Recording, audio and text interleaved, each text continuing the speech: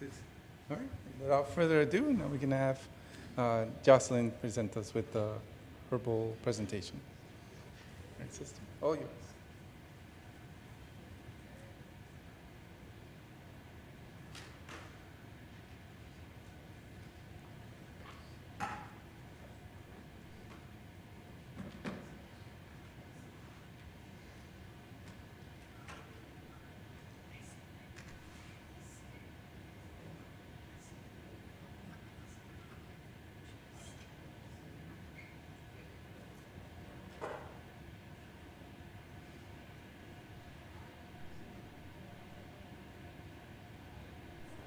All right, how are we doing this evening?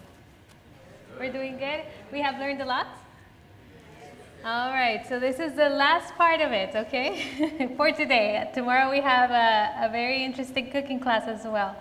But like I mentioned before, they had asked us to speak about cancer, and this part of it is going to be natural remedies. Now, I assume that not all of us who are here are having or suffer from the disease of cancer. So I added a few other things too that may apply to all of us, okay? But before we begin, I would like for us to pray, if that's okay with you.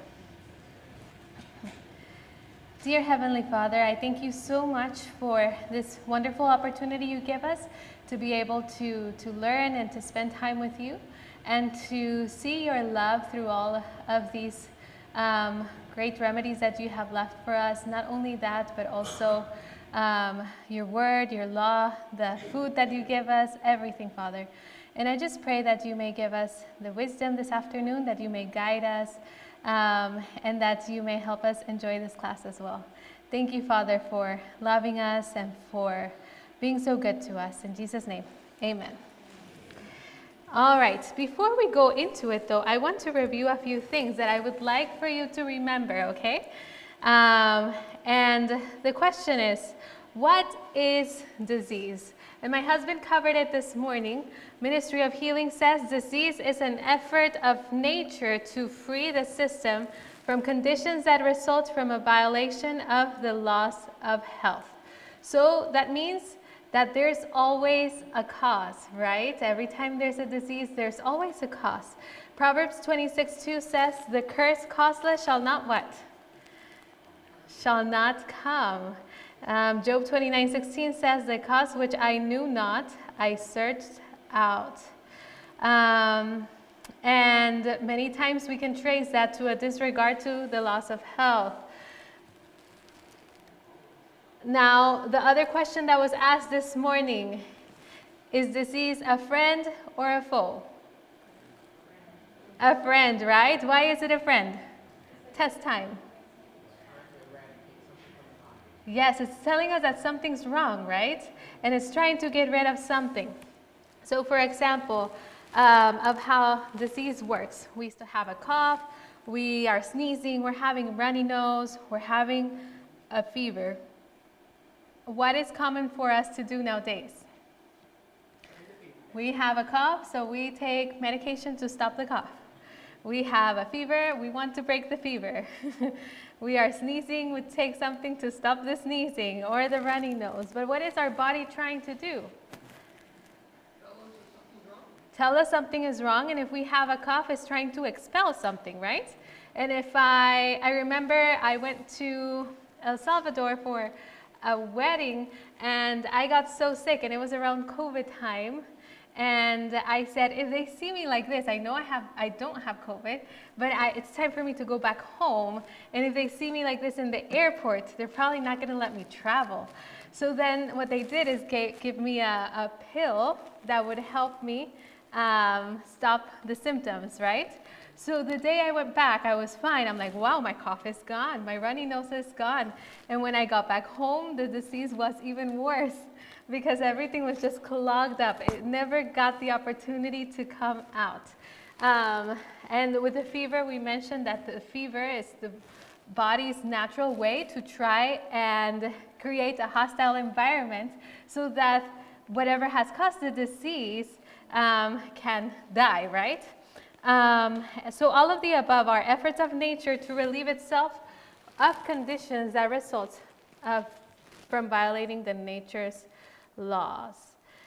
Now, what do? We treat symptoms, but treating symptoms is like killing the messenger for bringing bad news, which would be terrible. And what thing I want us to remember is that cure is where? In the cause, right? And this is another example of how treating the symptoms would look like. We have a faucet that's running and it's overflowing, and now our bathroom is full of water, and instead of closing the faucet, what am I doing?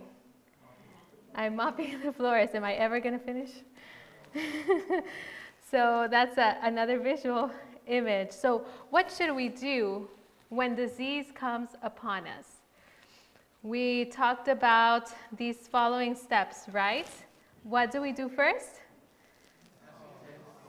Okay, who remembers the second part?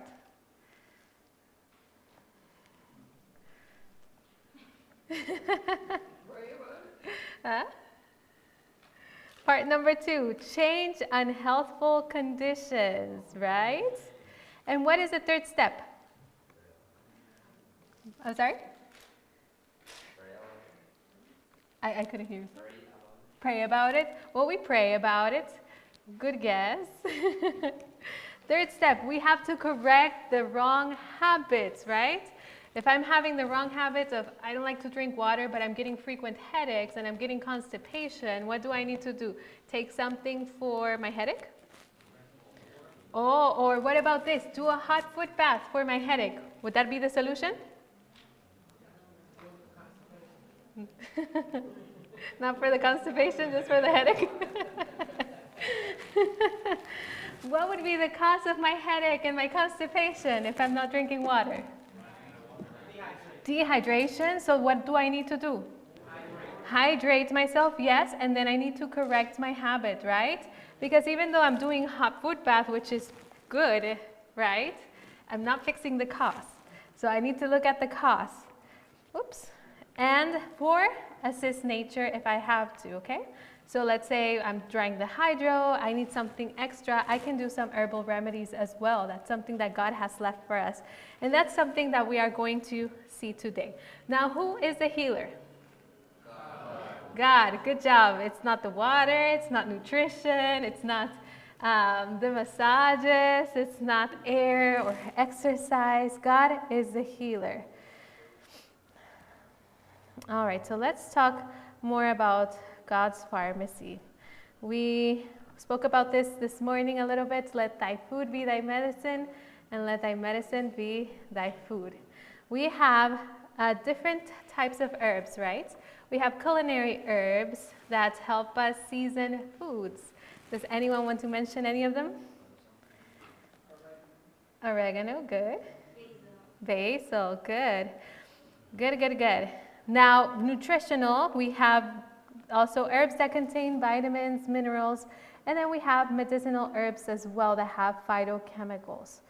Now, there are some people that say, well, using herbs or other things besides what we know as the natural laws of health isn't something God wants for us. It's lacking faith. But what does God have to say about this? It says, it is no denial of faith to use rational remedies judiciously. Water, air, and sunshine, these are God's healing agencies. And the use of certain herbs that the Lord has made to grow for the good of man is in harmony with the exercise of faith. As long as we remember that it is God, the one that heals, right? So right now we're going to talk a little bit about activated charcoal. Who has heard about activated charcoal? Oh, almost all of you, so maybe you can teach me. So what does charcoal do? Activated charcoal. Is activated charcoal the one that we get after we finish cooking some steak out in the park? No, right? So activated charcoal has its special way of being made. Purified, yes. And what does charcoal do? Charcoal works as a magnet. It adsorbs with a D, not a B. And what it does is that whenever, let's say we drink the charcoal, we put it as a poultice, it's gonna pull out if there's venom, whatever venom there is. If we drink it, it's gonna attach to it not whatever poison, but some of the poisons we may have ingested, or if we have a stomach ache and there's something, because of something that we ate, it'll help also eliminate that. In the hospital, they do use charcoal to do stomach lavages, especially in overdoses of certain medications. Now, not all medications are absorbed by charcoal. So what is the medicinal use of charcoal? You can use it for bruises or inflammation. You can use it for stomach conditions. We can use it for gas or bad breath or diarrhea, insect bites, liver conditions, and toothaches.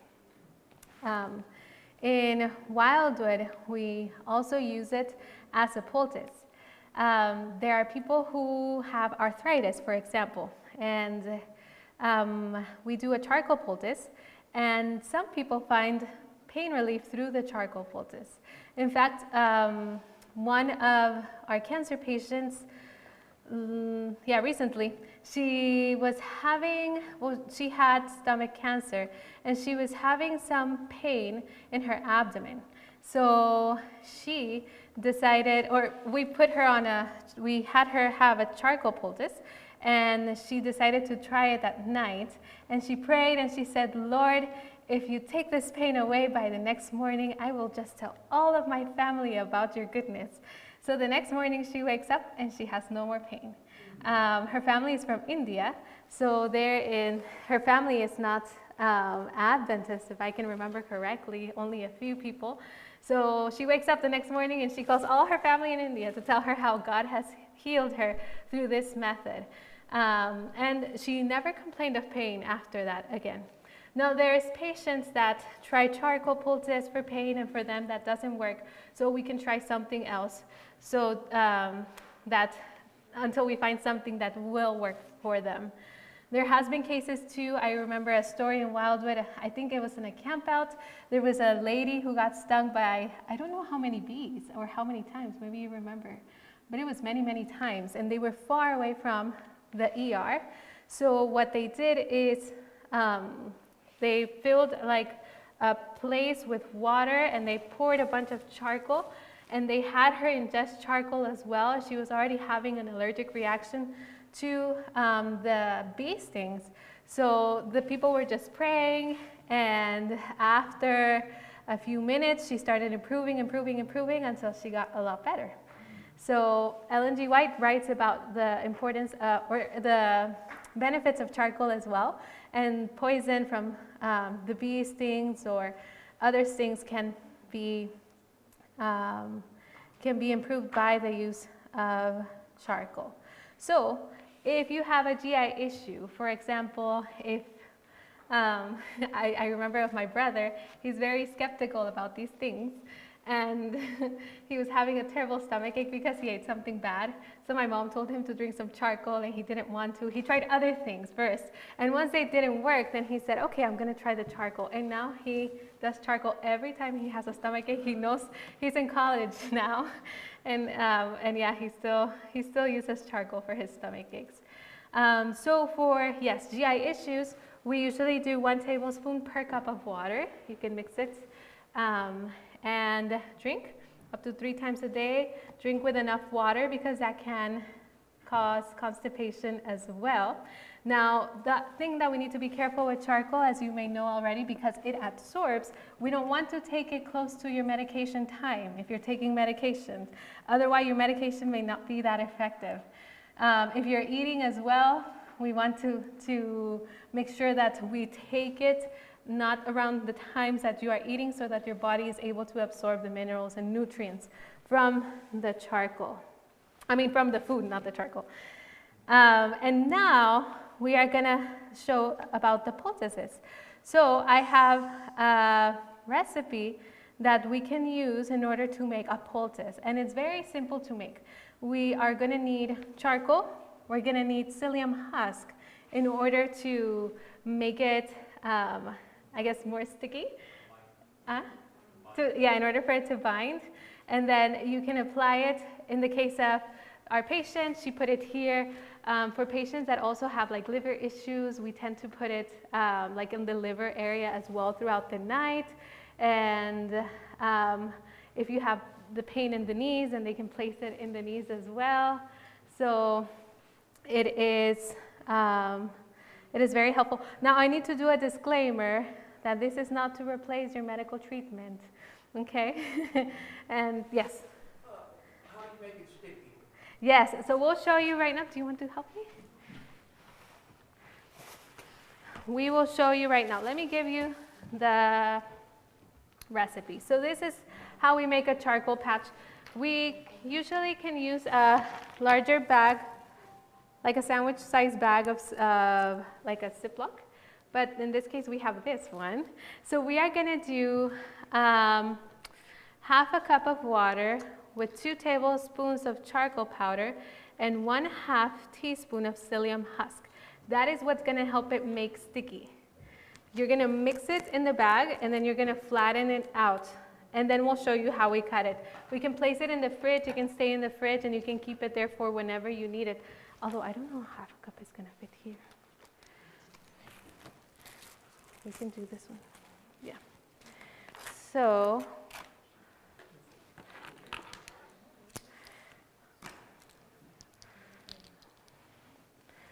two tablespoons of charcoal powder.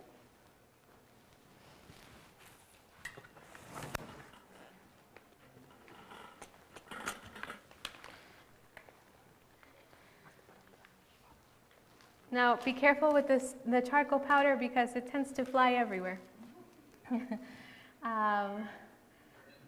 Now another thing, so it's going to be 2 tablespoons of the charcoal powder. Another thing about it, whenever you have an open wound, we don't want to put it directly on the open wound because it'll stain it, okay? Unless you want a natural tattoo. But it will stain your skin. So some people like to put a barrier in between the skin and the charcoal, but if your skin is closed, you have no wounds, then you shouldn't have an issue on putting the charcoal directly into it.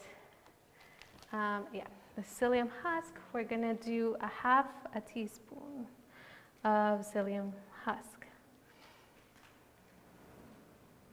Now, it's pretty easy to make, but if it's complicated, they do sell these. They're already made. They're called Charcoal First Charcoal Paint Patch. So this packet, for example, comes with 5 patches, and you can keep them in your fridge too. I think it's a little bit more expensive than if you were to make it yourself, but that's it. Yeah. ¿Vas a echar un poquito aquí? Okay. ¿Le echamos más?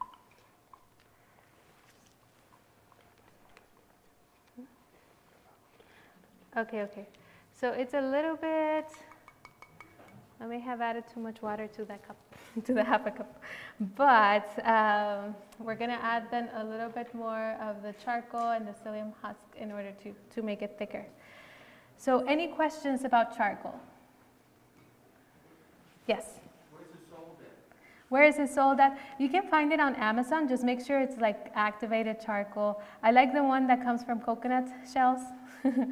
But Wildwood also sells it. But Amazon, the patches, I think Amazon should have them as well. So you can purchase there. And they're reminding me, we have an online store. So Wildwood's too far, you can order from the online store as well. All right, any other questions? In the case of ours, that our poultice seems to be a little bit more liquidy, you can add more of the psyllium husk if you need to, or the charcoal as well.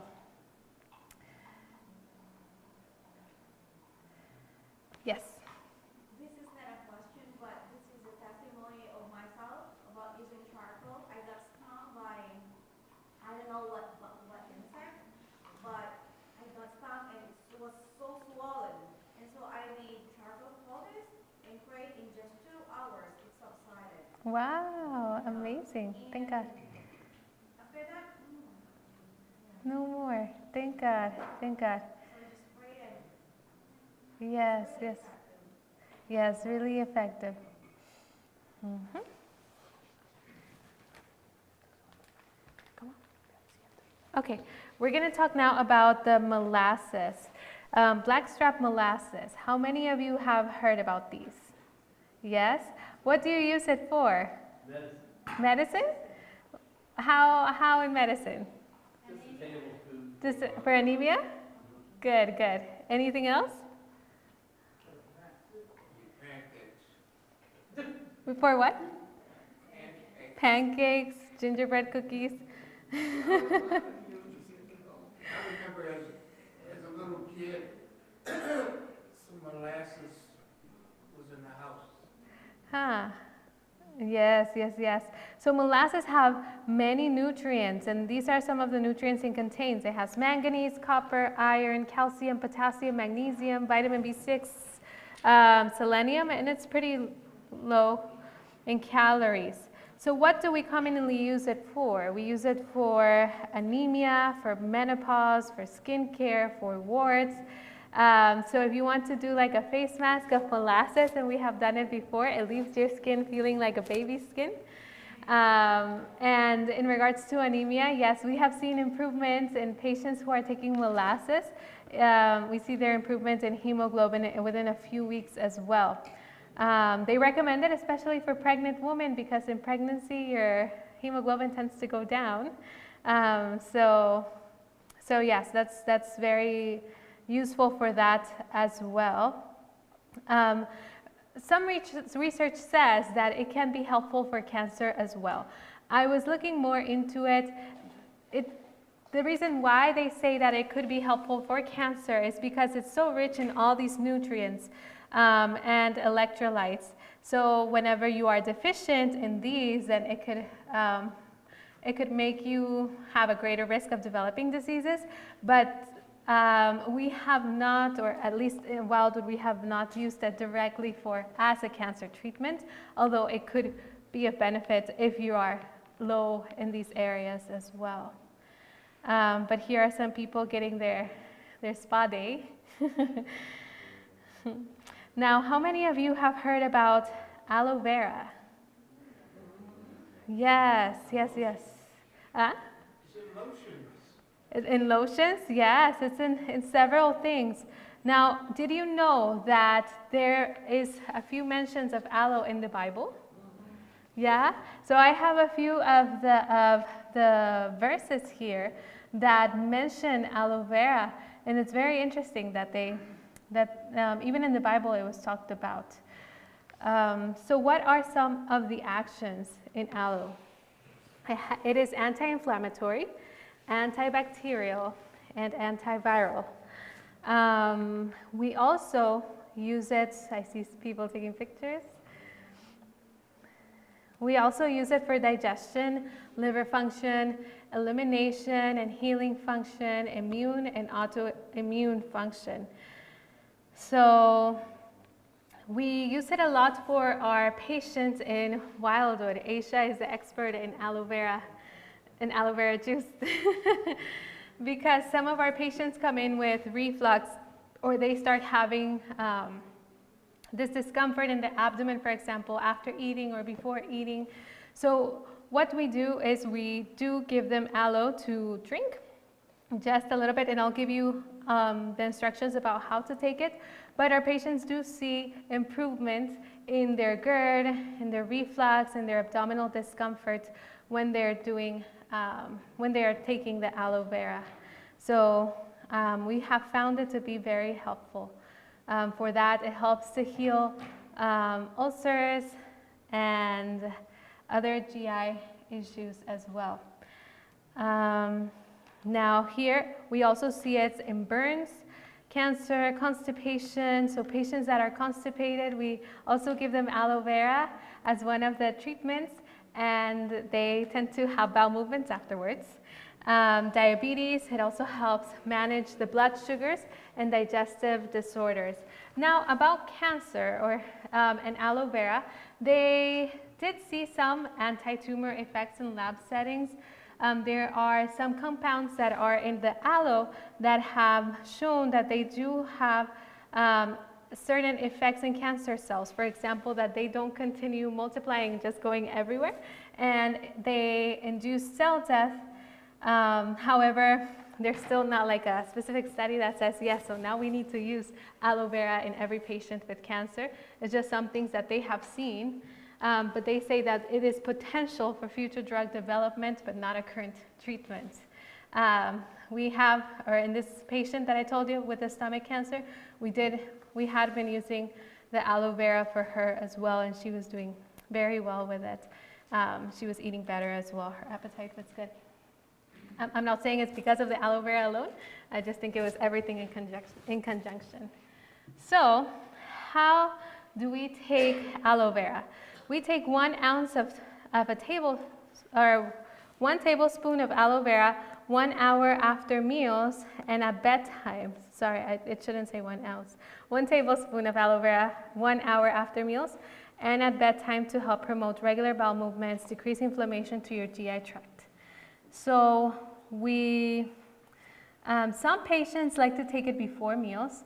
We recommend 1 hour after meals, just because at that time the stomach is starting to release all these different acids, and we want to prevent the patient from having that burning sensation in their stomach after eating. Ideally, we promote that the patients eat twice a day.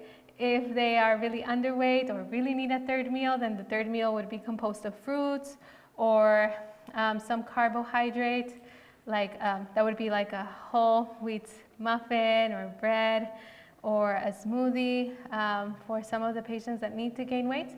So then they would have their aloe vera after that as well. But if you're only eating 2 meals, then only after the 2 meals. So if you try it, let us know how it goes. Now, how many of you have heard about cabbage? A few people. Good, good. So why do they use cabbage?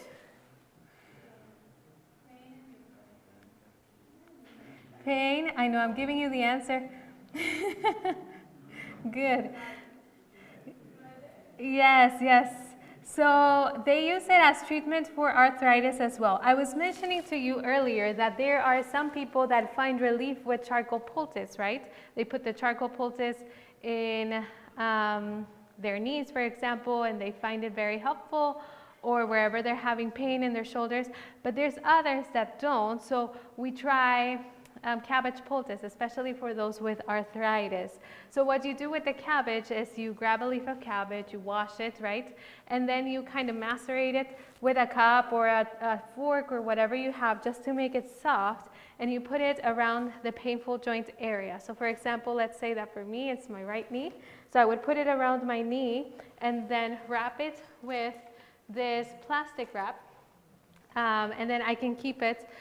Our patients usually keep it throughout the night, and the ones that have improvement with the cabbage, then they mention that they do have improvement with the cabbage, and they would prefer that rather than the charcoal poultice as well.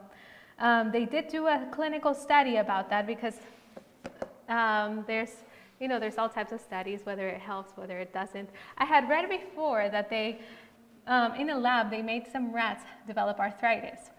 So these rats, you could see their little paws, they were all swollen and so red, and they injected them with the properties of the cabbage. The ones that got injected with those properties, their joints came back to what they were to be. No more inflammation, no more pain, no more redness, compared to the rats that were in the control group. And then more recently, in I believe 2022, they did another experiment on humans this time. What they did is the patients that were having the joint pain or osteoarthritis, they put a cooling gel pad for some of the patients or a group of the patients, and they put it only for 20 minutes once a day. And then they did another group, and then they put diclofenac, which is an NSAID, a cream for pain, and then they put that on their knee and they kept it there for also, they put on the patient 4 times a day, and then the control group, they had them as well without anything, and then the cabbage leaf group, which they would keep the cabbage leaf for an hour duration once a day. What do you think was the most beneficial for pain? Huh? No. You would think so, right?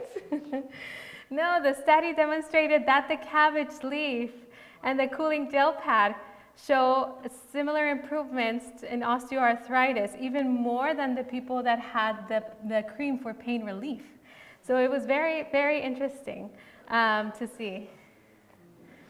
So I would encourage you to try it. It's something cheap that you can do, something easy that you can do as well at home, and that you can recommend to others. Now, let's talk. Let me skip to the part of the teas, just because we have to let them seep for 15 minutes. Yeah, we'll do it at the end. Yeah. Let's skip to the part of the teas while we're waiting for them to boil and seep and everything. I have here 2 teas that will help fight against cancer. I think we can start boiling the water. Oh, it's there? Got it. Okay. Now, this is not a tea that will cure cancer, okay? Because the only one that cures is God, right?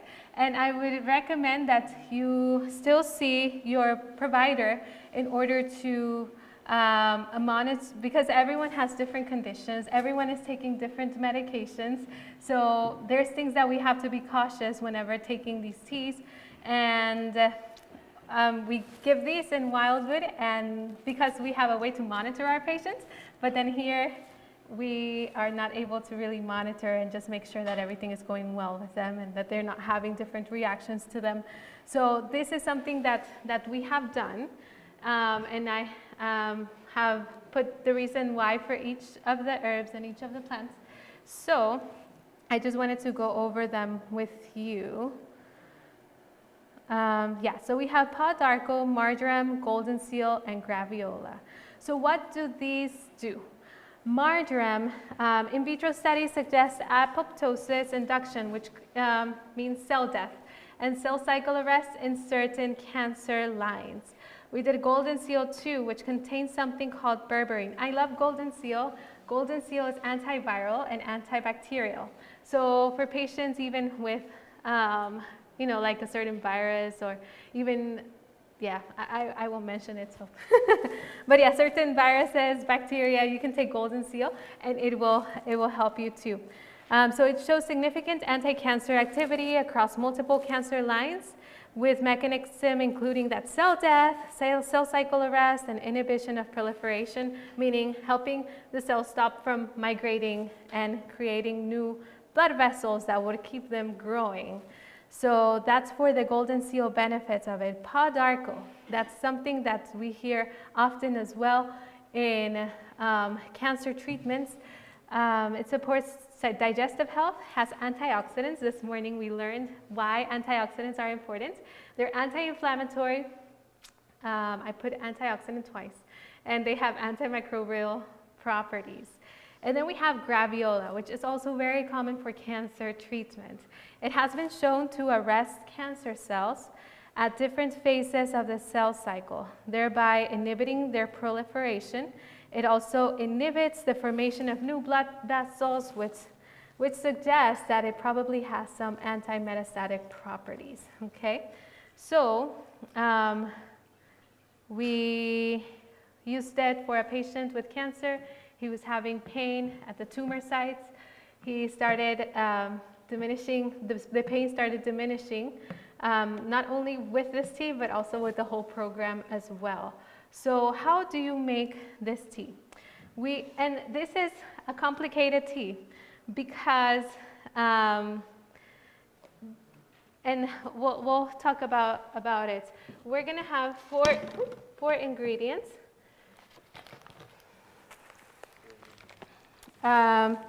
we have the paw d'arco, and we have the golden seal root.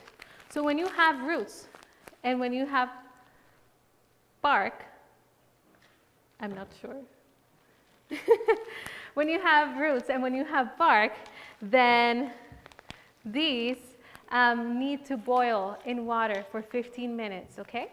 As compared as we have the marjoram here that is a leaf. So a leaf doesn't need to boil because it's already tender enough, right? So by just steeping the leaf for 15 minutes, it should be good.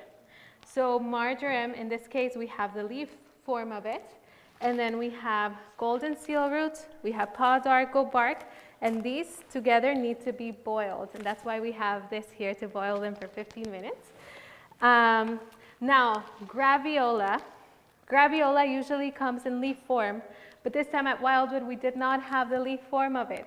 We had powder. So what do you do when you have powder?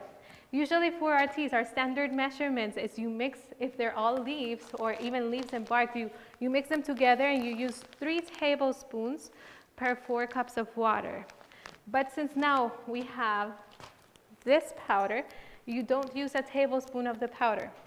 You're going to use 1 teaspoon of the powder. And what we are going to do is we are going to take half a tablespoon of the golden seal root and half a tablespoon of paw d'arco. Is there water in here yet? Is it on? Yeah. No. Here.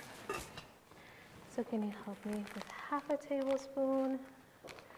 Half a tablespoon. And we're going to let it boil. And I don't know if there's more hot water in there.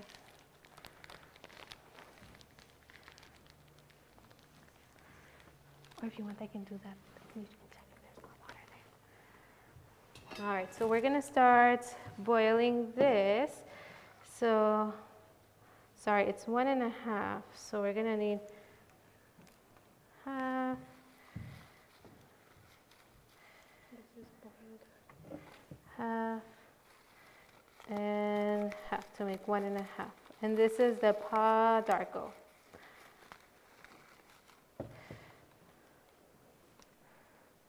Okay.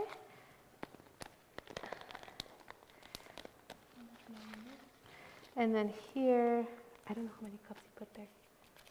Did he say?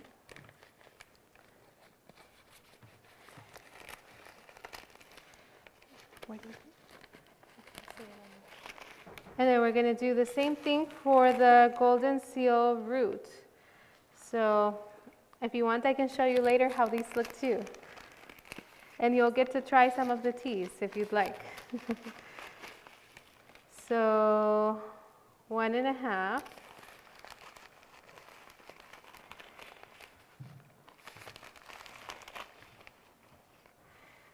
Here we go. So we have here our paw d'arco, our golden seal roots, and we have 2 and 3 cups of water that we are going to hope to reduce into 2. I don't know how much he put here. And then we're going to do the marjoram for 15 minutes. We're just going to steep it in 2 cups of water. So I believe we have this. We're going to do 2 cups of water.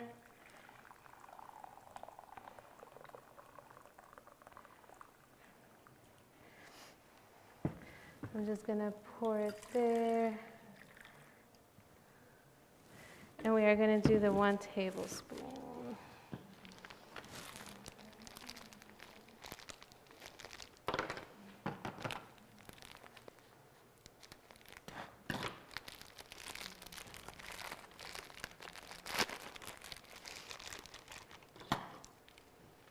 And this is the half. So I'll use 2 of these because it's half.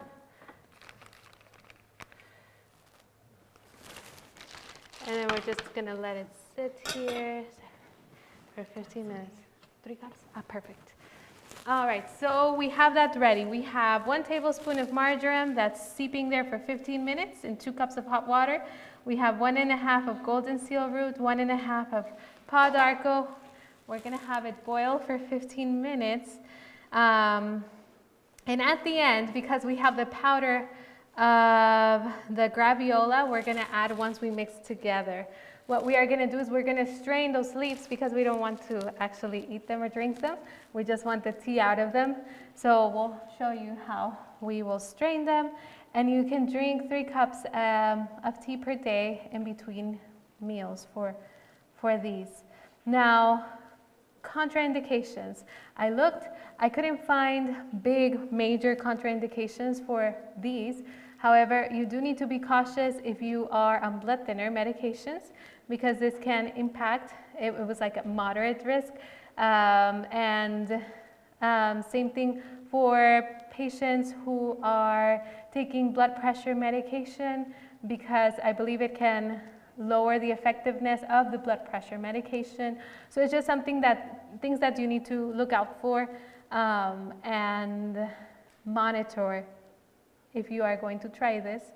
But I would say do it with monitoring from a provider as well. Then we have our immunity tea. So before we go to that one, we talked about this tea to help fight against cancer, about the herbs and the cancer fighting properties. Now, we tend to switch around depending on the type of cancer, depending on different things. So it's not like one tea fits all. You have to kind of look at the different symptoms, the type of cancer, and different things as well. But this is an example of one of them.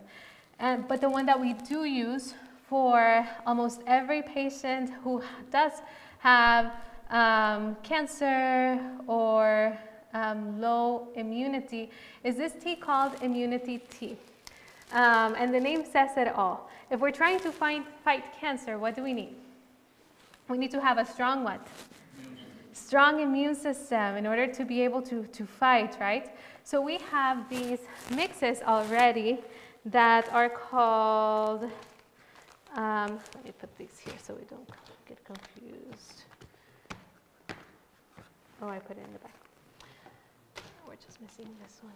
That are called immunity tea. So it already has the mixture.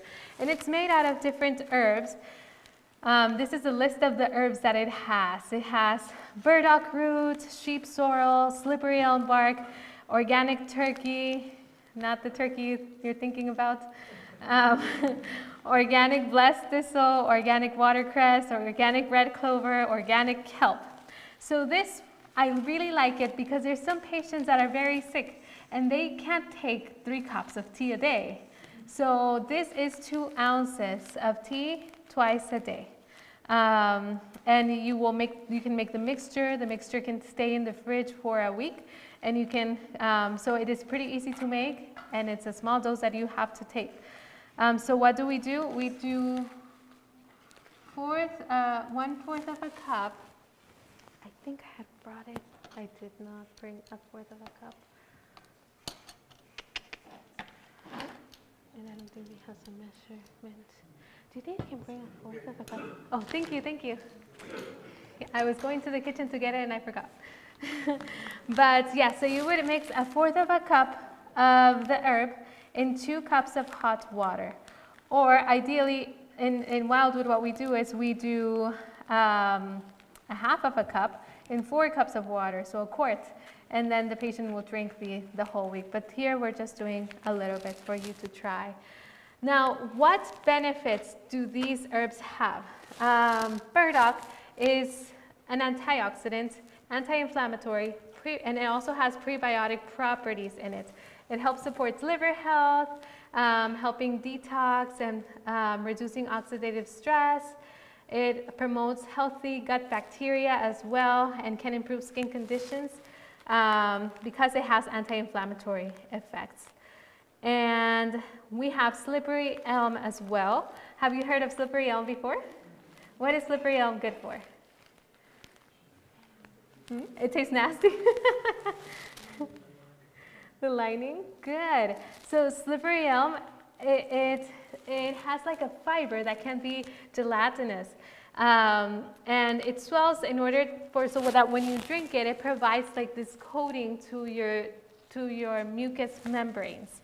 So we use slippery elm alone as well for people with GI issues, or that they have GERD, things like that, that we would like, or ulcers, that we would like for them to be coated in order to prevent more pain and to help with healing. It helps with sore throat as well. It helps with cough. I gave it to one of my patients. She was having cough and she was having this sore throat and pain in her. She felt like it was just a scratchy feeling in her throat. And now they have lozenges. I don't know how good they taste, but,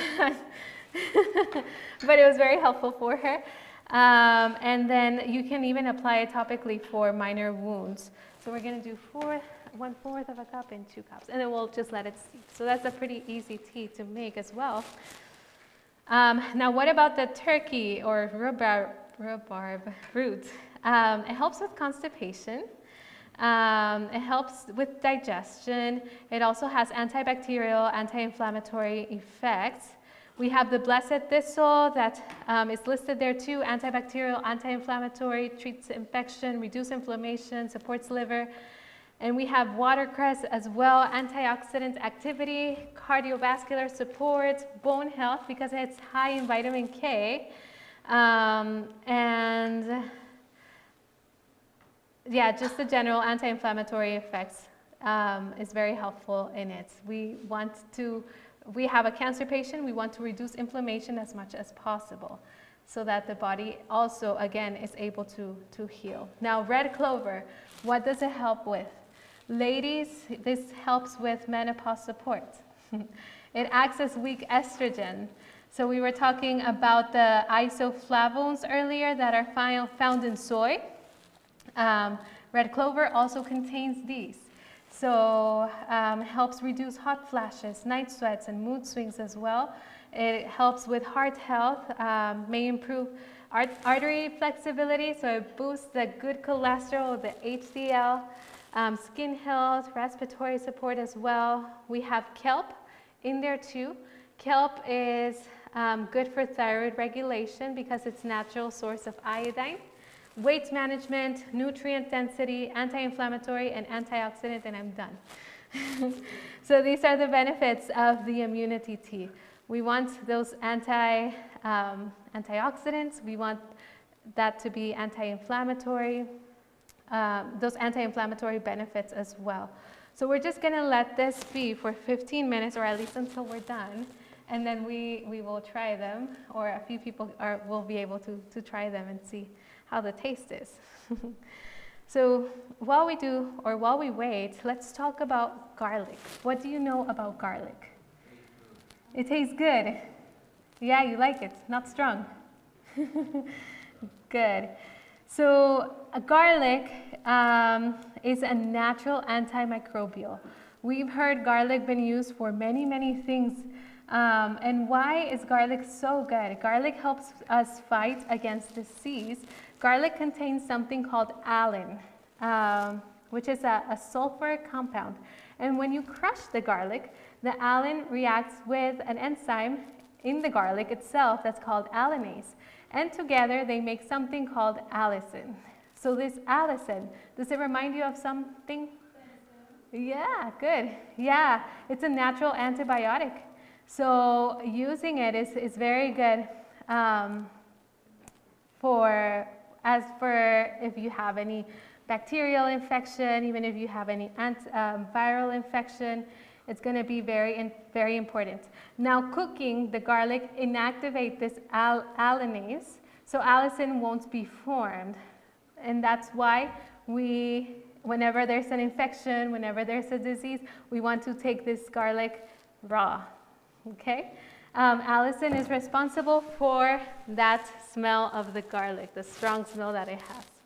But when we smell that, we will know that it's something good for us, right? Like an antibiotic. Garlic helps fight cancer. It's an antioxidant. It inhibits tumor growth, improves cancer fighting capacity of the white blood cells, and it helps protect against damaging effects of radiation UV light as well. So this can be used to help control cholesterol, hypertension, blood clots too. It can be a blood thinner, so be cautious for those of you on blood thinners because it can impact that as well. It helps improve blood sugar and inflammation as well. Yes? It has to be raw. It has to be raw. I mean, you will get benefits from both raw and cooked, but if you can eat it raw, then you will get that allicin. Nobody be able to stay around you. No. The people that love you will. That's how you can try their love. We had a patient recently that came to the clinic. She was outpatient actually, and everything was fine with her. We were ready to let her go, and then we realized her blood pressure was like 180 over 90.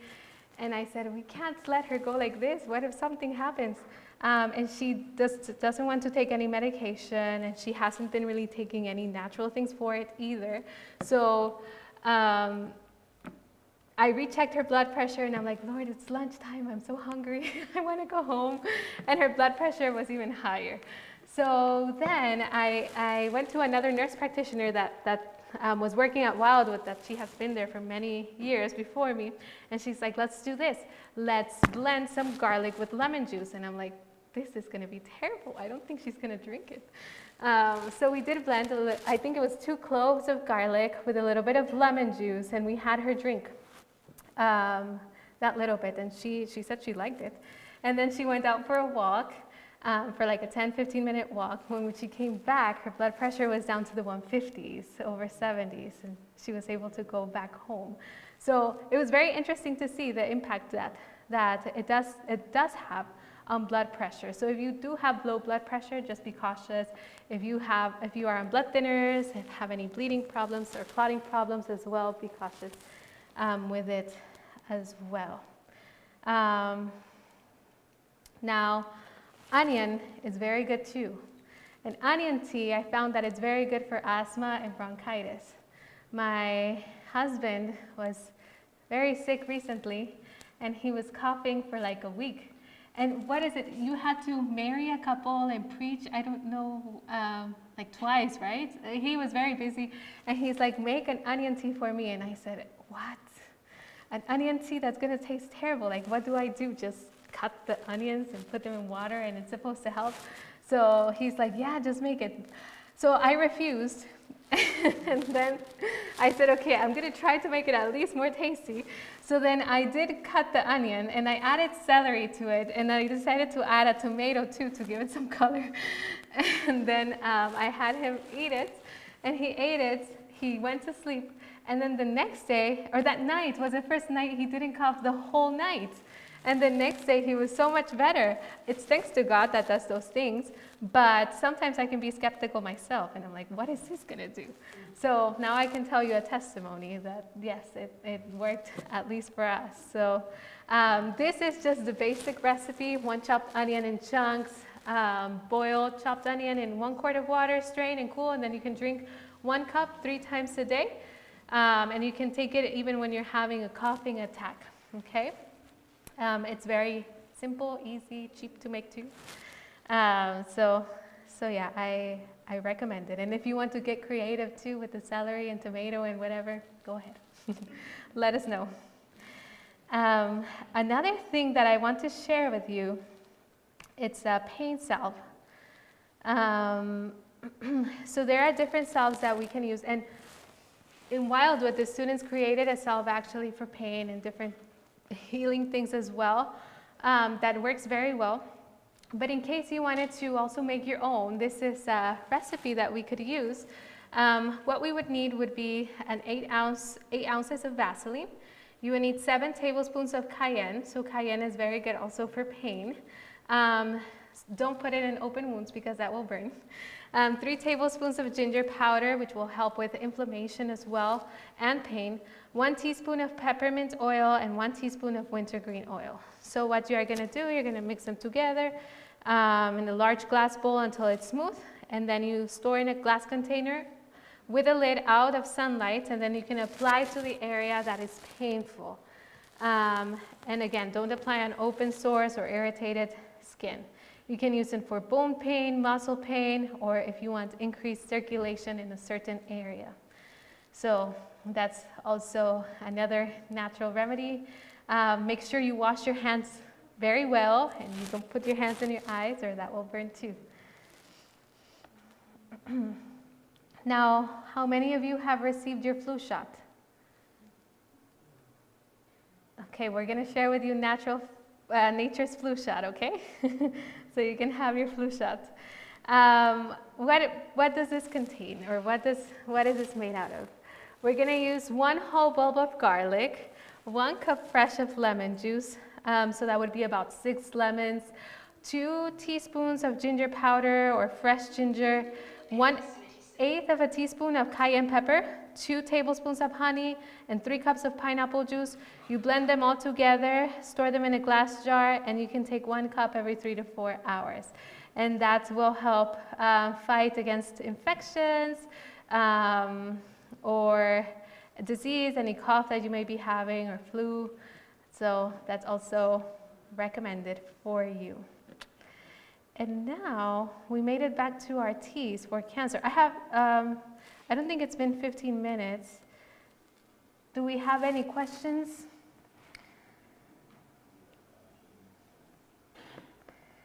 We are good? Are you ready to try the teas? Yes. Okay. I think I have, how many cups do I have? Can you help me, please?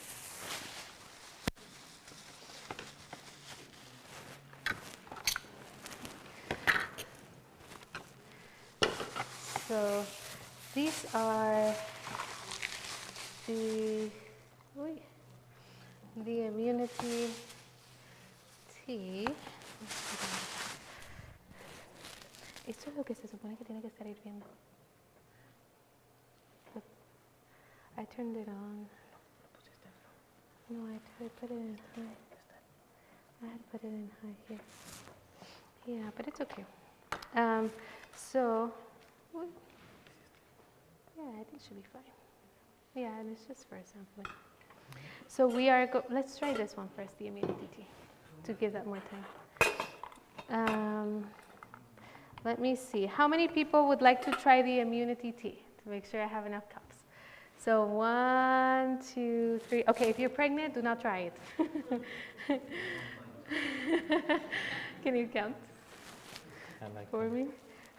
I don't know if I have, these are all the cups I have. We have the one for cancer, we have the immunity, oh, we have more. Okay, good. Perfecto. So maybe we can pour it here, to strain it. Do you need a funnel? Or do you think we're fine? ¿Funnel for what? Como, no sé, para que no se chorree todo.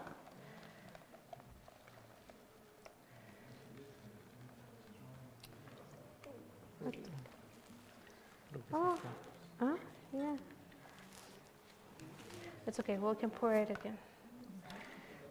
Okay, checa ese lado y yo checo este lado. Dale.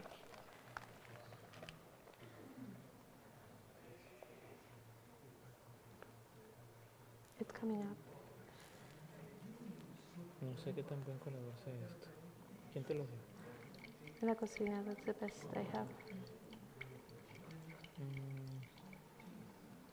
Creo que se va a perder muchísimo.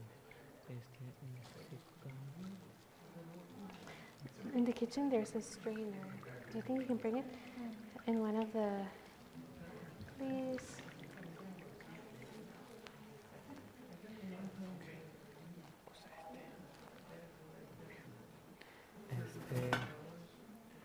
Si me ayudas, te lo puedo hacer.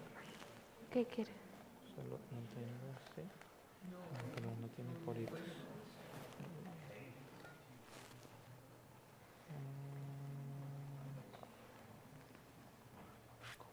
She's bringing a strainer. I think the strainer would be fine. I thought there were smaller pieces. Y esto, this is not boiling anymore. That's fine. We don't need it anymore. Okay. We're waiting on a strainer to get this. Hey, the light switch is behind you by the flag. To turn on the light? That would be better? Oh, I think we're good. We just need a strainer to be able to strain this. Yes, I think she's looking for it, but I'm not sure if she'll know where it is. Maybe if you can help us Yeah. find it. Yeah, thank you. Oh, so maybe we should do those smaller ones instead. Charcoal flute is Oh, yes. Okay, so meanwhile, while we wait, we have a charcoal poultice ready. Who would like to try it? Oh, sí que no. You'll try it? There's two, so we can cut it in half. Okay, she's giving you her spot. You can come up. Okay, so let's strain it.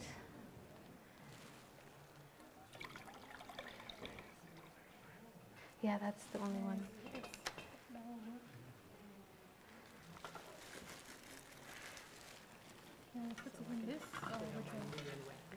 You can put it on your knee and wrap it, yes.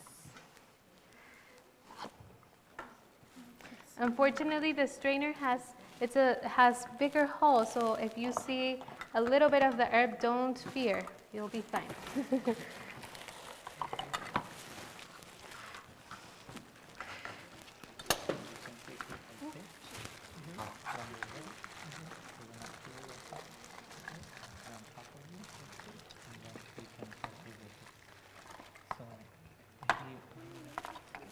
We can use the smaller ones. Yeah.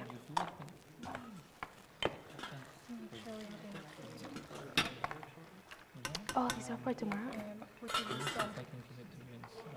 Oh, okay.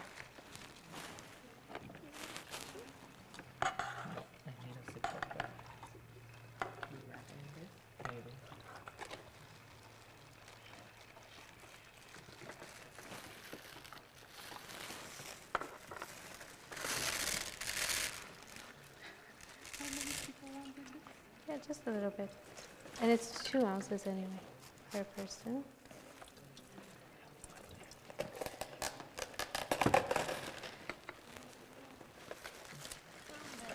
Oh, that's perfect. Thank you. Awesome. Basically 2 strainers. Yay.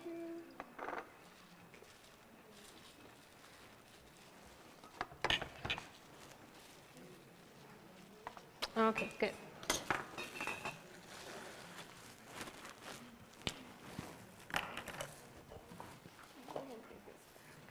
No, we're gonna need it probably. Huh? Yeah.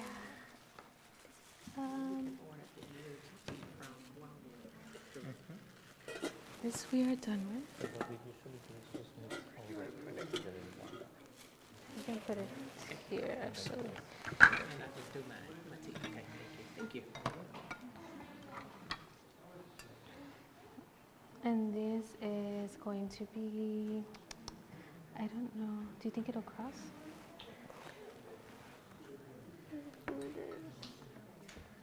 Yeah, let's try this. I think that's super interesting. Yeah. I'll do. Okay.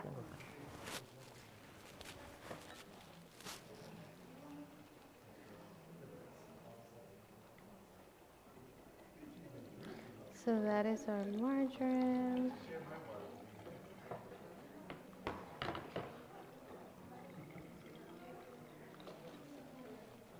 ¿Cuántas tazas son ahí? Chocolate. 2 cups. Pero esta era solo una. It's okay. I'll return some.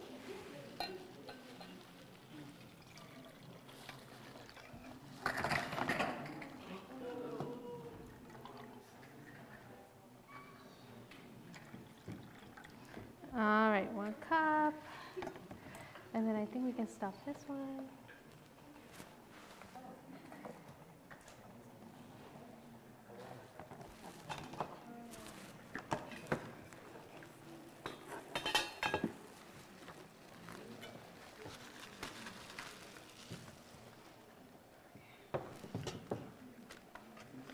Ok, ahora vamos a colar esta. Be careful, it's very hot.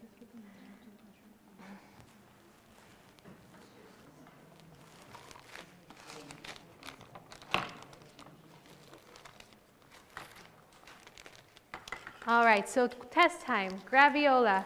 We mentioned it's a powder, so how much are we gonna add now? 1 teaspoon, good job. Quizás hasta que llegue a las 2, how many cups is that? Yeah, everything I think. A little bit more. That's perfect. How is the taste of the immunity tea? Delicious? Just kidding. It's good. We have the 1 teaspoon here. Huh? ¿Estás algo más aquí? Sí, le voy a agregar. I'm going to add the 1 teaspoon here of the leaf powder.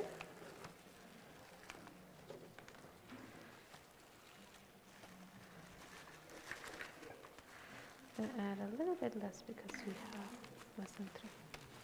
All right, and then we're going to mix. Now, how many of you want to try the other tea? That's the one that will help fight against cancer. You ready? Ready for the challenge. Now, this probably didn't boil for 15 minutes. The marjoram did sit for 15 minutes. So we'll try it just for you to get a taste of it.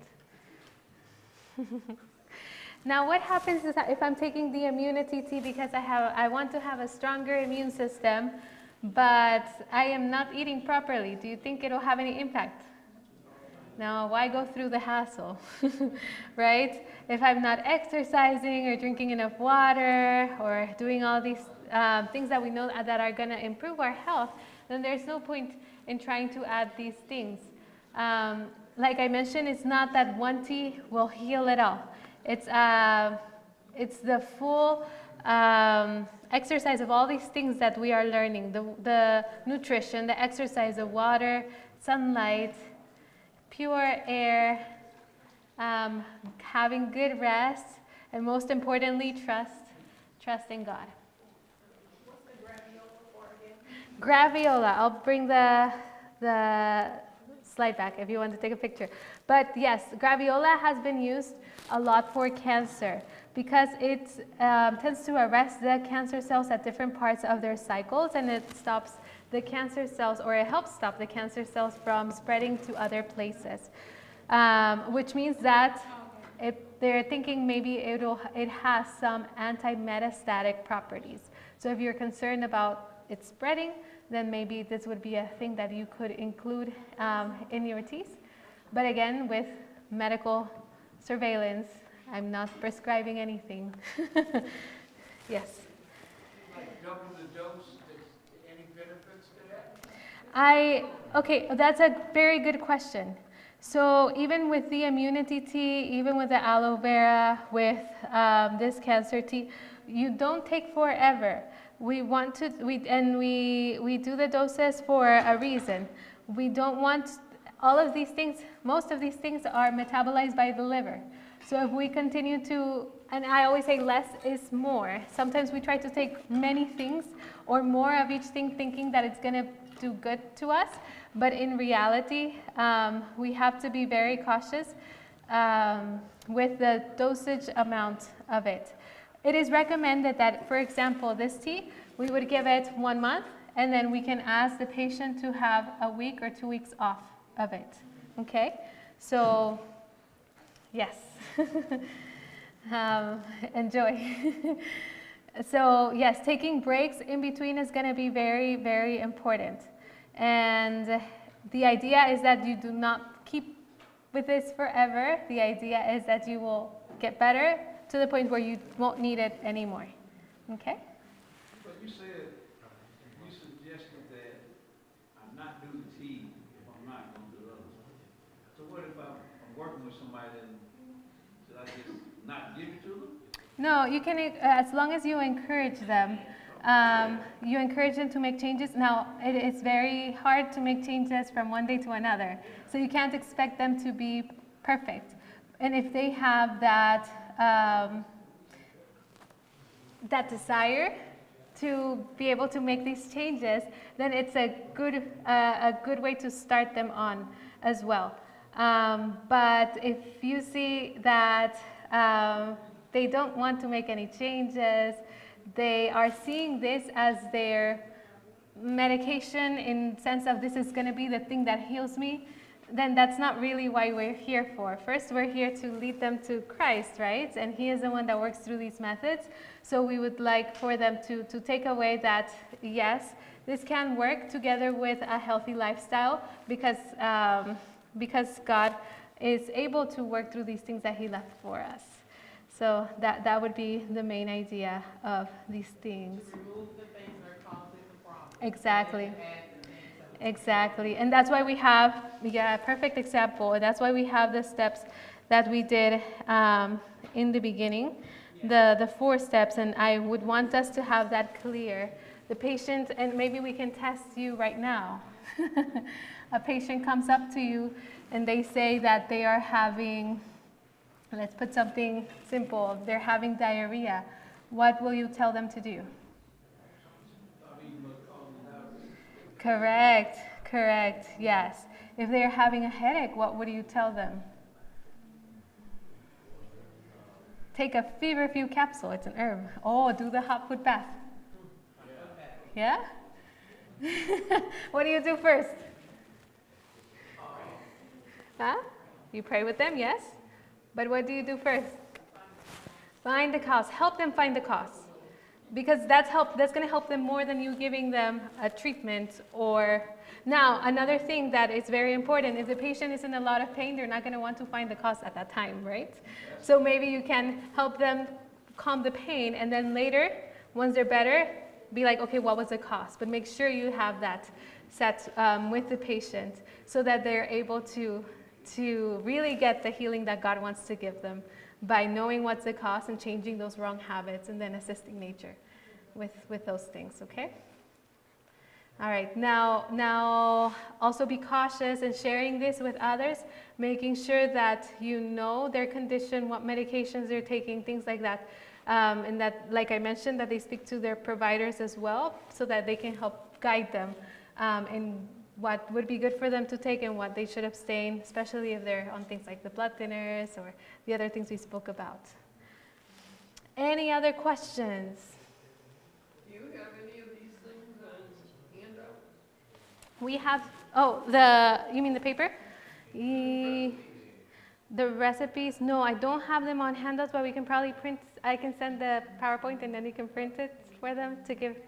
Yeah, I'll give them the PowerPoint so they can print the slides so you can have them. Sounds good? Any other questions? Yes?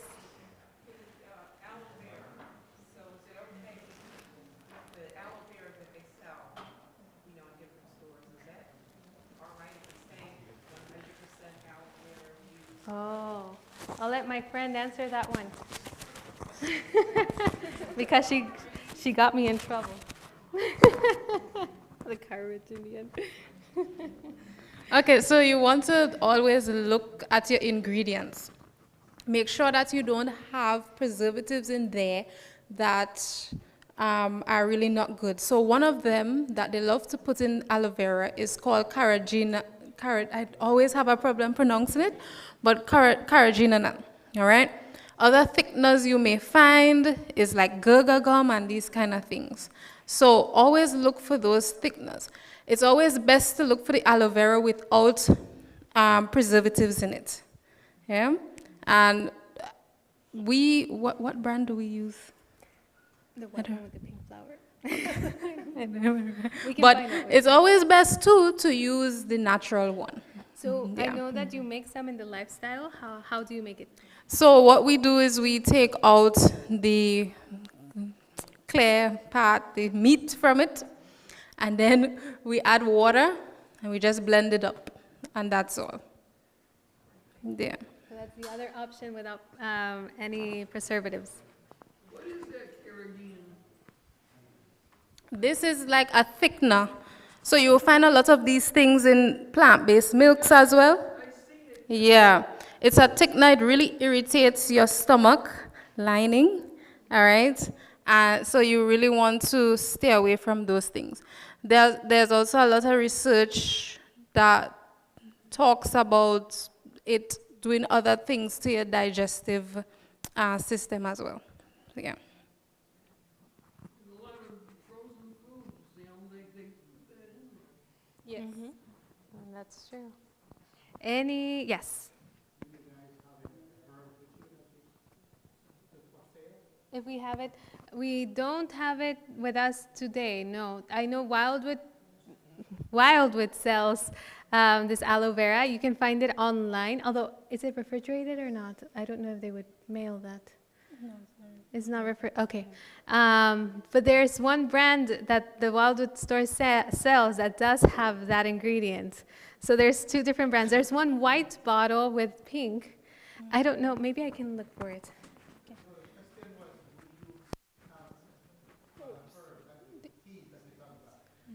No, we brought any. If Yeah. you brought any with us to sell. Other than what we did today? Oh, we do have the immunity tea with us. From the cancer one, or the one that will help fight against cancer. I believe we have some of them, but not all the components, but you can also order through Wildwood. We also have some other things, other different herbs besides these, and capsules as well. Could you tell me again how you make the aloe vera water just with the aloe vera? Okay, so you take out the meat from it. So you take off the green part. You just put it in the blender, add some water to it. Just don't put too much water so that it will dilute it, right? Just put as about half of your blender at least there, and you just blend it up. That's how we make it at the Dad Kitchen. Yeah.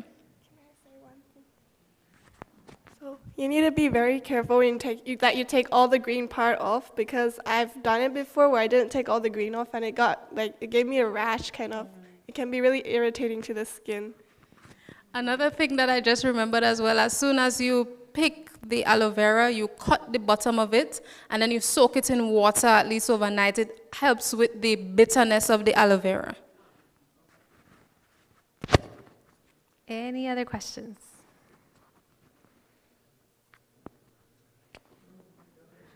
All right, I think you are all experts now. I think you can continue your missionary work, and it'll be good practice what's coming up in the other church.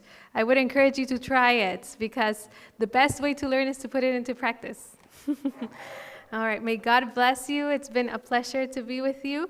We'll continue to be with you tomorrow, but I don't know. Okay, my husband's going to pray.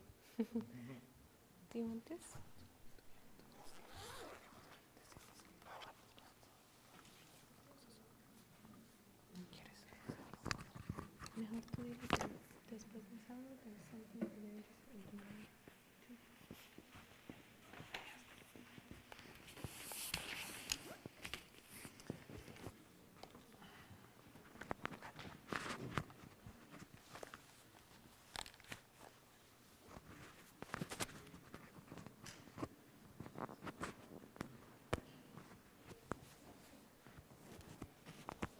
Have you enjoyed the presentation for today?